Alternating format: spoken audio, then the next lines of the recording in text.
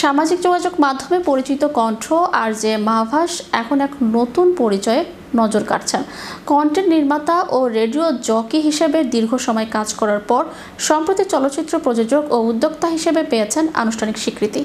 2025 সালের উদীয়মান চলচ্চিত্র প্রযোজক এবং উদ্যোক্তার পুরস্কার পেয়েছেন তিনি। পুরস্কার প্রাপ্তির পর এক আবেগময় ইনস্টাগ্রাম পোস্টে মাহভাস লিখেন, উদীয়মান চলচ্চিত্র প্রযোজক এবং উদ্যোক্তা 2025 উদ্দেশ্য পরিষ্কার, গন্তব্য সহজ। আমি যে সমস্ত জিনিসের জন্য কঠোর পরিশ্রম করেছি এবং যেগুলো কাজ করেনি সেগুলোর জন্য আমি খুব গর্বিত। মনে রাখবেন, ইচ্ছা যদি সৎ হয় একদিন না একদিন ফল মেলে। এই পোস্টের নিচে ভারতের ক্রিকেটার যুজবেন্দ্র চাহালের এক শব্দের মন্তব্য, অভিনন্দন। এতেই নতুন করে আলোচনার মাহভাসের নাম।